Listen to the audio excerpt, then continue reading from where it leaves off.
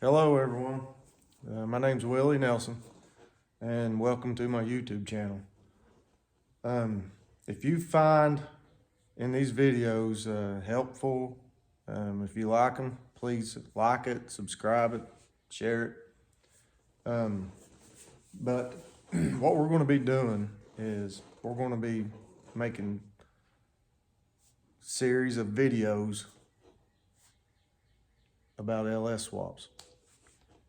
And I should have started on this car a lot sooner than I have, but people have been telling me, say, hey, you need to start posting this stuff up on YouTube. And I'm like, all right. So I give in, and here I am. All right. So the car you got in front of you is a '63 Ford Galaxie 4-door. I got a family, and I want to be able to just hit the road and load them all up and enjoy driving this old car. I love the old Ford body styles, Falcons, Mustangs, Galaxies. They're my favorite. And yeah, if it was up to me, this would have a Coyote in it instead of an LS. But I have no one around here that tunes Coyotes, and cost me 4 times as much to put a Coyote in this than it will the LS motor. I do mechanic work, and the LS motor, the LS based engines are one of the best engines ever built. They're cheap and they put out a lot of power, and that's why it's going in here. This motor that's in this this LS swap that I'm doing on this '63 Galaxie is between me and my nephew that's working with me. This is number 7 LS swap. We've done 80 model C10, 48 Buick, 69 Camaros, 57 Chevys. Let's see, 85 C10, 72 Buicks. We've done several, and this is number 7. But if you want to see how this goes, just like, share, subscribe, and follow along. So let's do a little walk around. We got the '63 Galaxie. It's 4-door, super solid car, except for inside the trunk area, but everything is super solid on this car. Really like it. Starting in the back, we got a 9-inch Ford rear end. It's got a 323 gear, posi track. Let's see, I found these wheels on Marketplace. I sandblasted them, painted them with copper paint, clear coated, threw a set of used drag radials on it. It's got a 4L80 transmission in it. It's not been rebuilt. It's got 80,000 miles on the transmission. I've already got a drive shaft built. Bickett's drive shaft, drive line down in Portsmouth, Ohio, built the drive shaft. I'm waiting on a rear yoke. The motor is a Gen 3 6-liter. We got Gen 4 rods and pistons in it. It's got a BTR stage 3 cam, springs, push rods. I upgraded the trunnions with the trunnion kit. We got a Borg Warner S480 turbo. I will not be maxing this turbo out on this build. Pretty certain this turbo is rated for over 1,000 horsepower on a 6-liter. I'm not going to be wanting to push that much horsepower through this motor here. Maybe later, that's why I went with this turbo. Maybe later I'll be building a larger motor, better motor, with the rods and piston motor that was capable of holding over 1,000 horse. And then maybe we'll try to push that much through a 6-liter. But right now, if I get 700 out of this motor, I'll be tickled to death. So where we're at with this build so far, got the motor in, solid motor mounts, got the exhaust mocked up, or I am mocking up the exhaust. It's going to be forward facing manifolds. This manifold here is off of a 2010 Camaro. It's got the sheet metal aluminum intake. As you can see, it's not bolted on. It's just in here for mock-up. I'm about done with all my mock-up work, and I'm about ready to tear all this stuff back out. I'm going to be doing some pressure washing and painting underneath the hood area, trying to get it all cleaned up, and then we're going to be going back with it. I want everyone to follow along with me on putting it all back together, all back in. Another reason it's got to come back out is not only for the cleaning of the engine bay, but I've also got a stall converter to go in it. We just had it together just for mock-up purposes only. Got my cross member built underneath it, the transmission cross member. Get you a view of it real quick. Kind of a simple cross member, just a couple of plates welded on each side of this square tubing. I've got 4 riv nuts on each side into the frame with 3/8 bolts and a 1/2 inch piece of plate coming off for the mount. Kind of simple, but effective. So we got a bottom end intercooler, top out in the center, going straight up into the intake. I've already got the radiator fabbed in, so all the mounts is good on it. And what else? I'll show you where I'm at on the exhaust. We have done a ton of pie cuts. We've got it all plumbed down to here, and this side right here, got a few pieces off of it. So what I got to do is I got to take both pipes up to those 2 holes right there. And once I got the 2 exhaust pipes plumbed up into the turbo, my mock-up is going to be 100% done. And that is where my build is going to start. So if you want to follow along with this build, you can ask questions. I'll try to answer them. I guess it depends on how overwhelmed I get with those questions, but I will try to answer those questions as we go along. You can follow this build all the way to the dyno. It will be run tuned and dyno tuned. We'll see how much horsepower this thing puts out, and we'll also see how long it takes. I got probably 75% of my parts on being able to start this motor up. It's all laying all around this car. It's on shelves, it's in boxes, it's everywhere. Look what a mess I got over here. I got fuel cell, I got fuel cell and more piping. Parts are laying everywhere for this build. But if you would like to follow along, from here on, like, share, and subscribe it, and we'll see if we can't get some videos out there for you. Hopefully my nephew will be in a few of them. He's not here today, but this is going to be the first video of many more to come. So we need to put some build in on this first video too, don't we? Instead of just tearing down. So maybe we will plumb in some exhaust and do, once we get that all plumbed in, then we'll do a tear down and paint video. So here we go. So we made a whole bunch of pie cuts on some 2.5 inch exhaust, and I'm probably gonna have to go back and make some more because I don't think I got enough. And I'll show you how we're doing that when we go cut more. So basically you got 7.5 degrees on each side of this to get a 15 degree piece, okay? So if we line up our lines,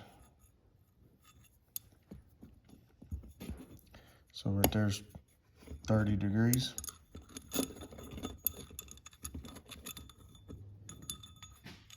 Man, this is hard to do.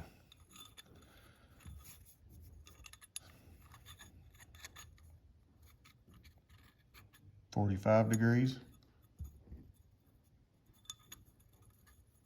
60 degrees,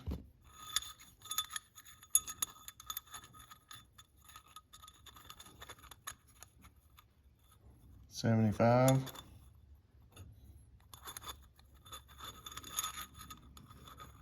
you get the idea, 90. If you get them all lined up properly, you'll have 90-degree bends right there.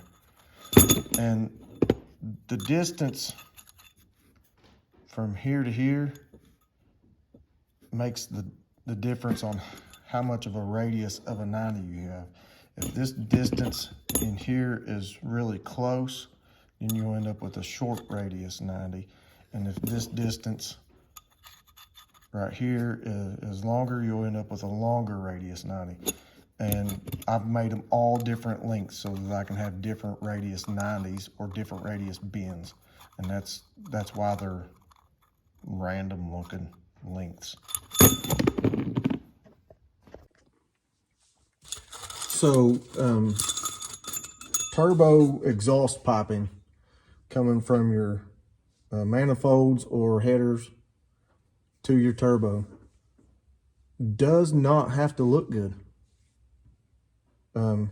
You can use junkyard exhaust, cut sections out of it, cut pieces out of bends in junkyard exhaust and scab it all together. It does not have to look good, just has to have a purpose. But for me on this build, I'm going to try to make it look a little neat. I'm going to be taking this thing to some car shows, and I want people to, I want it to look good. I want good craftsmanship underneath here. But if I'm just building a car to take to the drag strip, I would not be going through this. And one reason is you're often changing a lot of stuff out, and you don't want to spend a lot of time on something that's going to be going to nothing but the drag strip.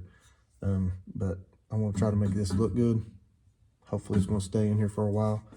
And basically, I'm just going to eyeball all this. I just need to get up here to one of these ports, and what I'm doing on my driver's side pipe, I want to try to take it up to, let's see, your right side square port up there. And I'm just, I don't know, let's see, I need to come up to about right here. I'm just going to be eyeballing it. I'm going to get me a tape measure and say, all right, I need about a 45 right here, and just piece it in. However it gets there, there's nothing special to it, but let's see what we can do here. So like I said, I got lots of different lengths. Random. Okay, so on this one, I got, just a square end. It's not got an angle on it. And this end has the 7.5 degree on it. So I need to extend this pipe here. And I'm just taking a couple different lengths and seeing which one looks like it would get me there the best. And this one's just a little bit too long. Let's go with this shorter one. And I kind of think that I need to come off of there with about a 45 right up to the port. All right, so I got a few pieces. I got lines drawn on this when I cut it, and what you do is you pretty much line the lines back up. It's faint, but it's there. I got all these lines lined up here, and I'm trying to go around this sway bar. And I feel like if I get all these lined up and I twist her, it's heading right towards the port that I need. So if I take these up to the bench, line all these up, and tack weld them, I save myself a little work from doing it under here. Got all of them lined up. And it's even down here on my left hand. It's even. Yeah, let's go tack all these together on the bench. So if I'm going to be doing any tacking underneath the vehicle, it's going to be with the MIG welder. It's a Lincoln Weld Pack 180. And if I want to be doing any tacking outside the vehicle, I'm just going to use the TIG welder. That's a Lincoln Precision TIG 225. That's just the way I want to do it. I could use the TIG welder under the car. It's just I have to drag it over there and then drag it back. Or I could use the MIG welder over there and over here. Just easier for me to do it this way. So when I do pie cuts on this exhaust pipe, you got to have a perfectly straight line all the way down one side of the pipe, and then directly opposite of it, you got to have another perfectly straight line down the other side. That way, when you make a cut, you flip your pipe, make another cut without having to reposition your angle, and you just keep going back and forth, cutting pie cuts, whatever length you want. 7.5 degree, 2 of those makes a 15-degree cut. So let's take this together, tack it. We'll do a little fast forward in here. I'll bear you all some agony of watching me fumble with all this. Got my, well, I guess I gotta have a piece of tungsten to throw back in it. Got my welder set on 120. Should be good enough to tack this without being too hot. This was my first piece coming off the bottom. Just line up my mark. I'm not going to weld on my mark because if I do that, that's the closest, that's the best spot to touching, so I am going to tack weld right on that mark.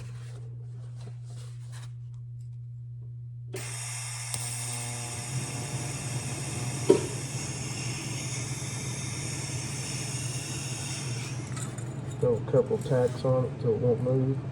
Line those up.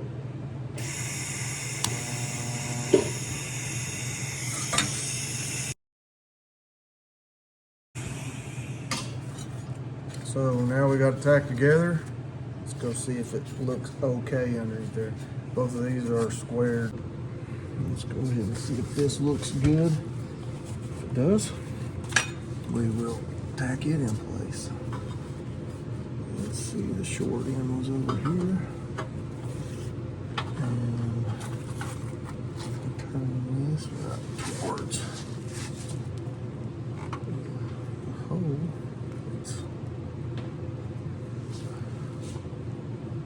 Man, almost needs to open up on those backside tacks. So an issue of having a well-known shop is a lot of people coming in and out, and in between doing some of the filming there, it's been several hours. But some people showed up and I kept working to try to not stop production. And I'm back at it. So one of the issues you have with doing these T6 turbos, you got, well, probably all turbos, you got square or rectangle holes, and you got round exhaust. And I've already got one bent. It's all fitted up, and I'm going to show you how to make the other one. So I got my flange sitting over here, and I want to show you exactly what I did to make the other one fit. It's kind of crude. I guess you'd say it'd be crude. It'd be kind of basic. I'm gonna have to go cut me a new piece of pipe. This one has a bevel on it. I want one that's just straight for random. All right, I'm back. I got me another piece of pipe. I just wanted square cut ends on it. I didn't want it angled. But what I'm gonna do is I'm gonna stick it in my vise and rectangle it and put a C-clamp in here to try to get the shape that I want. And then after that, I'm gonna take a hammer and piece of tubing and fine tune it. So all I'm doing is just squeezing the shape you might see over here. It might look something similar.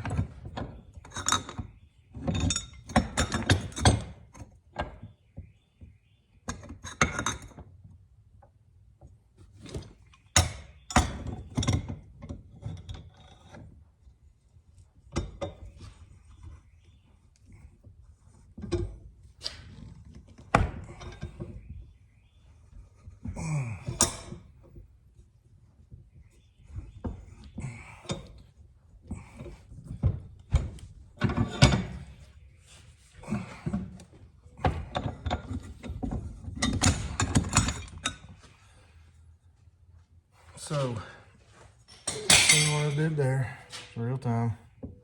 I'm not trying to make anything look better than it is. It's kind of close.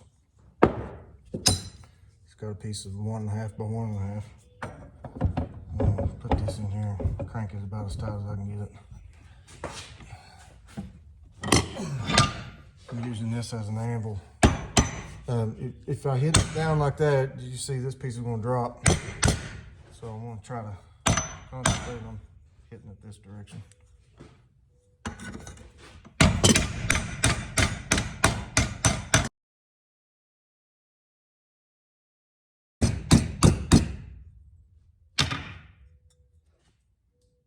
And it's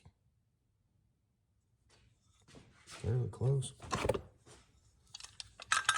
And the other one turned out really nice compared to this one. And I'm not going to be able to do that. They're interfering. So I'm going to have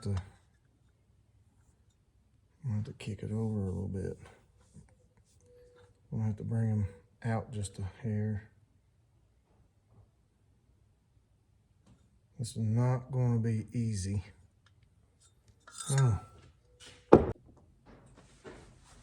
So the reason you use tack welds when you're building stuff is so you can bust it back apart pretty easy. So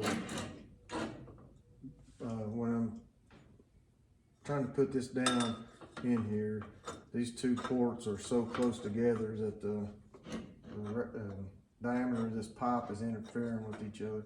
So what I'm going to have to do is I'm going to have to put a slight bevel or angle on the bottoms of these to lean them out just a little bit.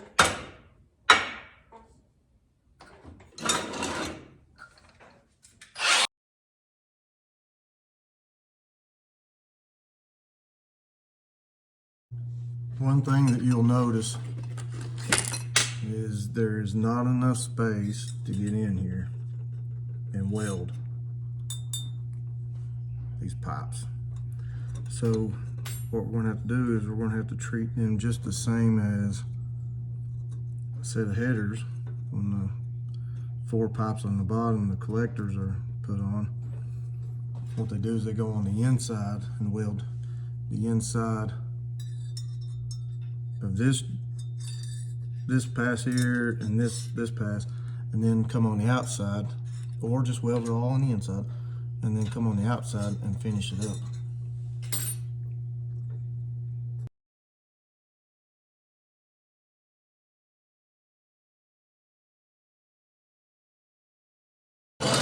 Got the 2 pieces tacked on. I will go back over to the vehicle. I will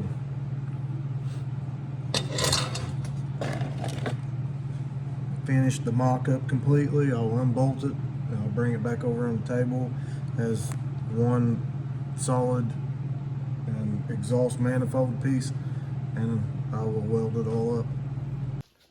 So I probably should have videoed me bolting this turbo back on. It about got the best of me, and it would have made for a real cute video. But anyways, it's back on. And now I've got to connect that tube down there and this tube.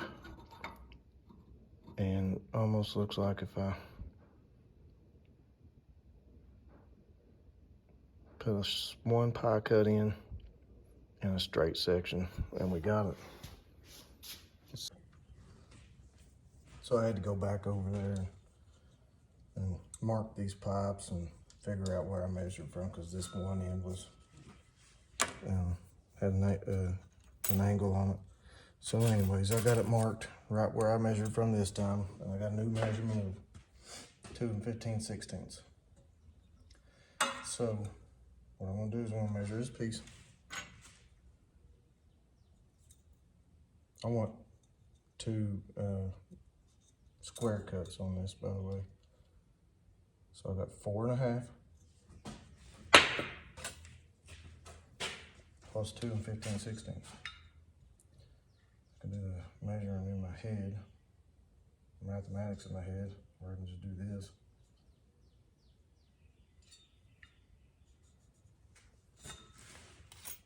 Now I've got the length of the next piece to tie those together.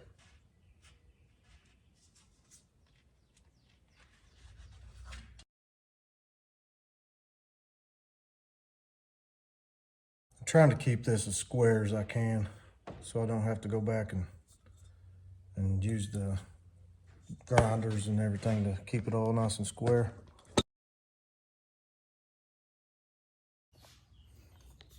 So I went ahead and tried this piece and it fit great.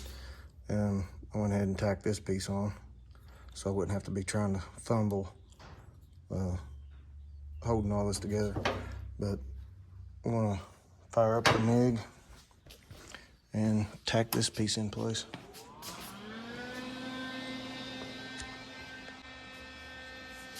I'm sure this is gonna video great. Probably won't even be able to see what I'm doing at all.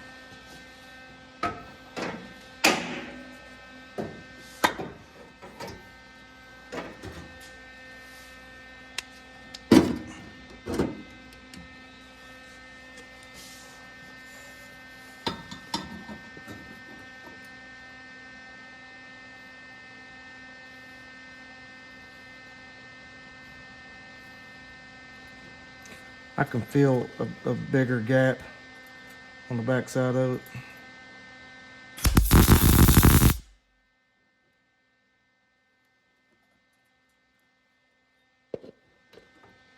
But we'll fill it up with weld. It'll be just fine.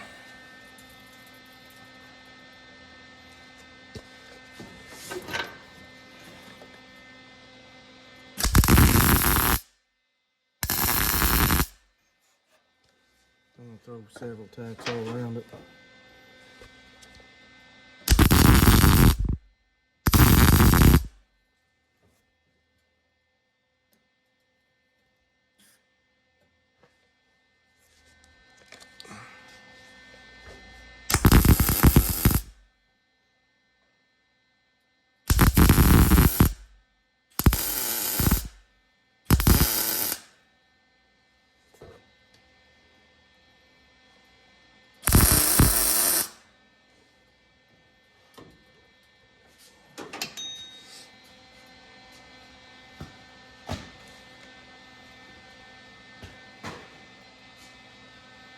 Kind of very satisfied with the way this piece has turned out so far, I do believe.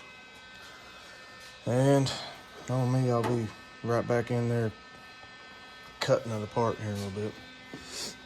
But this piece goes from the driver's side manifold down underneath where the balancer is going to be, right back up through here, right into the bottom of the turbo. Now I got to take this one, go down, You see real life dilemmas right here in front of me. Something that I didn't even pay attention to.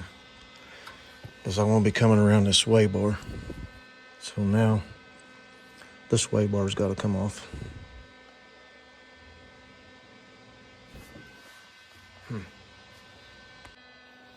And we're back, and the sway bar is no longer an issue.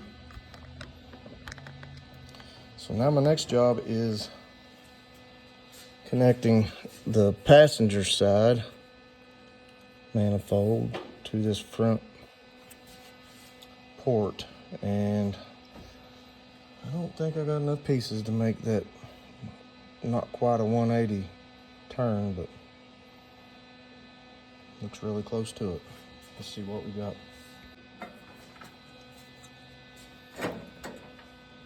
So this piece here is the longest piece I've got, and I kind of believe if I come in here and angle it down as much as I can, that'll get me almost clear of that control arm down there.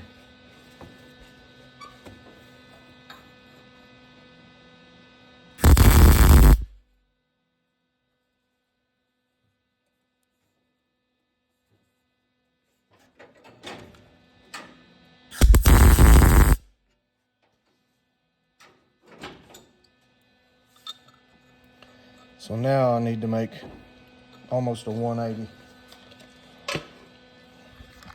out of these pieces. Now I do have some more straight stick over there, but these are all the pie cuts that I've got left. See what I can come up with. So fitting this up, I notice that there's a weld right here where my knuckle is. And if I come in real tight to the back side of this pipe with another elbow, I'm not going to be able to weld that up, either piece. So what I'm going to have to do is I'm going to have to prefab a bunch of this, have it all welded, and then I'm going to have to weld the back side of that weld. So I'll make a bunch of this up and weld it out before I connect the two. All right, so I'm back, and it's kind of unbelievable that I used every last piece I had and throwed one straight section in, and it worked.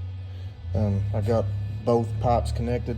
This is the widest gap that I've got, and it's probably an 1/8 inch at the most, but that won't be nothing to fill with the TIG. So like I said, I've got a tight weld right here on the back that I won't be able to get to, and all these welds inside here that I won't be able to get to. So what I'm going to do is I'm going to throw a bunch of tacks on with my MIG welder, make sure it's not going to move at all, and I'm going to bust this band loose, and I'm going to come up here and I'm going to bust this weld loose, and I'm going to take all this lower section and weld it out, and then I'm going to weld the back side of this joint, and then come back over, put it back on, tack weld all this, and then take it all out as one piece.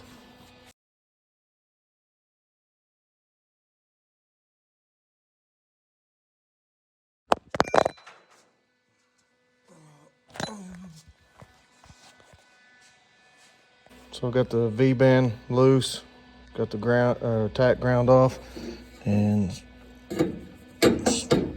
finish it right there. And I got a bunch of tacks on this thing, so it shouldn't move. Now what I'm going to do is I'm going to go over here and finish tacking it and weld that out. All right, so I got the piece off. I want to weld this out completely. I got a few sticks of 309 stainless to go from this stainless V-band flange to the mild steel exhaust pipe, and then I got 70 for the exhaust pipe. I heard one of my buddy's truck It's a 85 C10 swap that we did, but you can hear it in the background. But anyways, I'm going to weld. Start off by welding the flange to the pipe.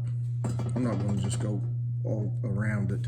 Since this is the flange, I'm going to probably quarter it, or I'm going to put several tacks on it all the way around and do short welds, keeping the heat all the way around it. Just because this is a flange. Any of this other stuff, I'm just going to tack it and weld it around. This stainless has a tendency to warp really bad. And I want to put as little amount of weld on there as I can.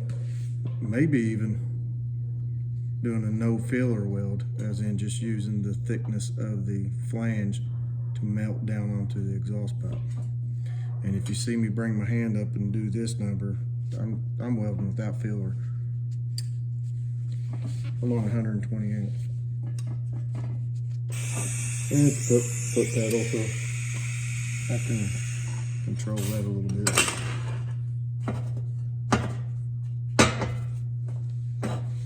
And this thing's gonna be wobbly on me. I'm already telling you.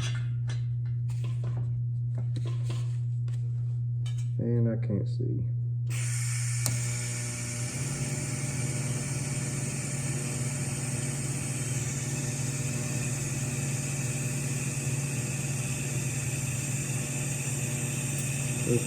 No filler is working great. It's got plenty of lip on that to just do no filler.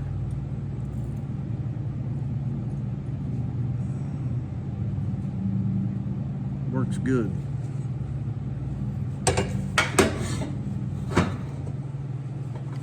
So now I can control it with the other hand. There we go.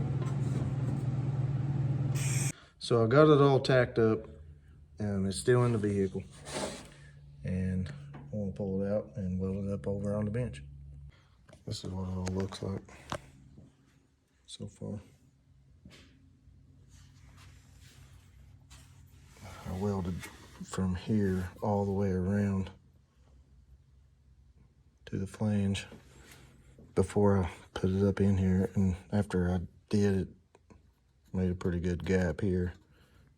Drawed it pretty bad, so I got a little bit of a gap to fill.